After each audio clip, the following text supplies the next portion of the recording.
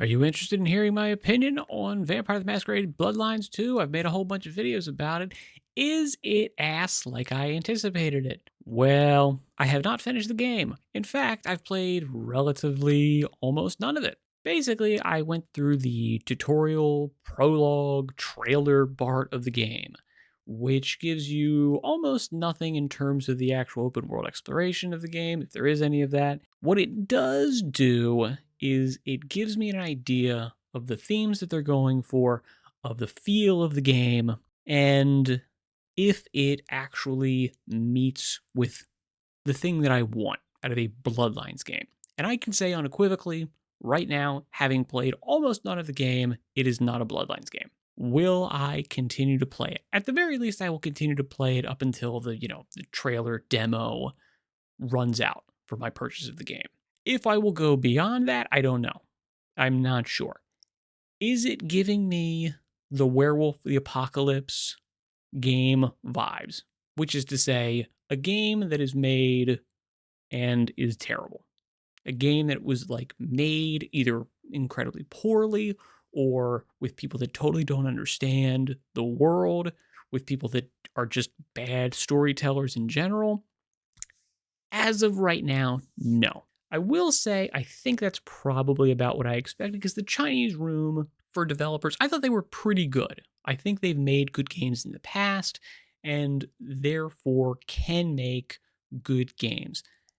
Were they the right person to make this game?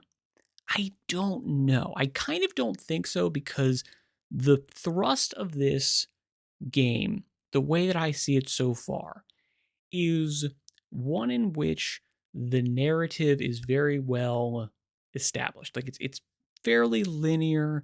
That's the vibe I get from just the limited amount of conversation dialogue that I've gotten so far. It seems like it is a very much more on the rails type game. I'm not against that in games. It's actually sometimes good to have something that's a little more tightly controlled, and therefore you could make a stronger narrative that way. However, World of Darkness, tabletop RPGs in general, I mean, this is why every Baldur's Gate game, every Dungeons and Dragons game, every Neverwinter Nights game, every game that is based on a popular tabletop RPG emphasizes and is built around you are able to do anything. Now, obviously, there are limitations because it's a game. There's an engine. There has to be ways to navigate rules and do all these types of things. But in general, the idea is that you are your character, and your character has agency.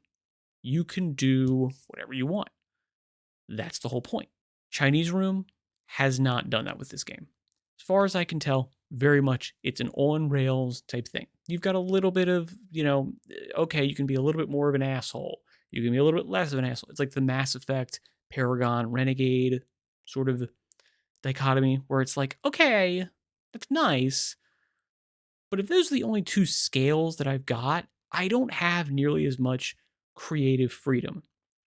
Now, with Mass Effect, first one, you had RPG elements where in which you could say, all right, do I want to be a soldier? And you could really go down that path and you could have a very different kind of character in terms of the way you played.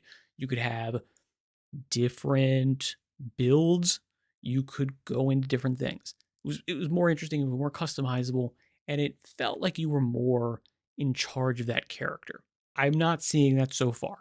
So far, I could be wrong, but I'm not seeing it. The vibe is a little bit more goofy. The theme is a little bit less serious. It's a little bit less gothic. It's a little bit more into the punk thing, and the punk thing is like James Gunn punk, which is to say, it's just kind of goofy. People are like acting a little bit crazy. There's the ghouls in the trailer, like they're acting like, oh, they're just acting like crazy people. And I'm like, again, they're acting like crazy Suicide Squad, Marvel, James Gunn, Joss Whedon, quippy character this time. And I'm like, nah, that doesn't fit. That's not correct.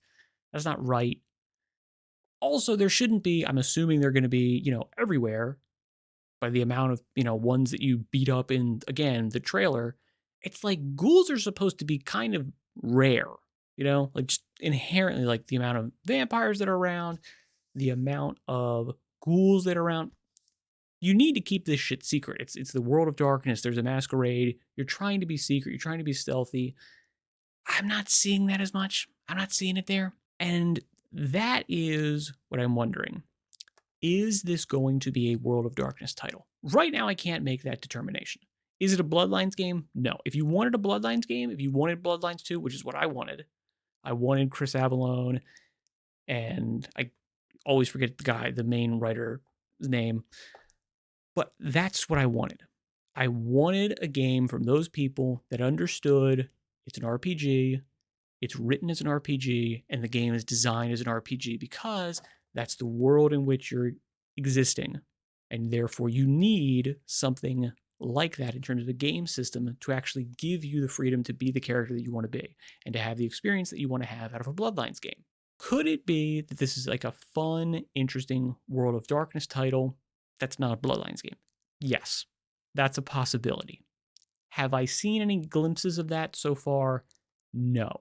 I will continue playing it. It did not completely turn me off. There were some annoying things in there that I don't think were written correctly. Like, again, this is a spoiler, but it's for the first 5 seconds of the game. You wake up as an elder out of torpor and you immediately kill and like drain and kill a security guard who's just trying to help you, just a completely innocent person.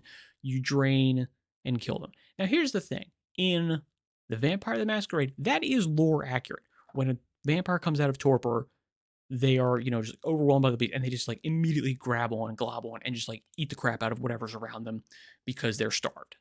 That's true. That's accurate. However, the whole point of Vampire the Masquerade is you're trying not to do that. Killing mortals is incurring like the wrath of the beast. You have this beast inside of you that anytime it is indulged, it becomes more powerful and more difficult to resist and makes you less human. And it's not a good thing. It's bad if you indulge in that. So this thing here where you're like, exploding people, and again, you're just like you're killing humans. Again, in the title, in the trailer prologue, I killed, I'm going to say, two just random bystanders. And it's like, dude, like you shouldn't be doing that as a vampire for the masquerade for one, and for two, like it impacts your soul. Like you're trying to hold on to some of your humanity, even as an elder. Even as an elder vampire, which is what you're playing as, you're trying to retain that because losing touch with that means that you eventually just like devolve into like a slavering animal. And you can't, run around in vampire society anymore. Like it doesn't work. So the thing that they did where you immediately drain a security guard is fine. There needs to be a thing after it where you go, oh crap, like like you need to feel remorse. The vampire needs to go, oh my god, I can't believe I killed this person. This is like you need to feel bad about it. It needs to be like impactful as opposed to just like, oop, yep, I just snacked. So the difference here in the opening is, all right, after you are turned into a vampire in Bloodlines 1, you do like immediately feed on a vampire and they go, look, don't kill him. Don't do this. You need to hold on to every bit of your humanity that you can. If you're killing these things, you risk, you know, the beast. You risk losing your humanity. And it's an actual, like, real, legitimate thing. It's tracked as a stat in your character sheet. It's important. I'm not seeing that in this game. Which again makes me think, all right, well, maybe they just kind of gotten away from that. You could have given me writing cues to make that fit. You didn't do that. We'll see if it comes back in the future. Could be. I'm willing to indulge the game a little bit. But as of right now, am I wrong on this game? I mean, it's not a Bloodlines game. That's for sure. Is it like good in the sense of a Dishonored game, a BioShock game? Right now, it's okay. It's all right. We'll see. I'm willing to give it a shot. I don't know if I'll finish it. I don't know if I care about it that much. I'm probably not going to play it on stream. I'll just play it in my own time because, yeah, I think I'll probably drop it. We'll see. Let me know what you think. Thank you very much for your time and attention. Good luck in all your endeavors. Farewell for now.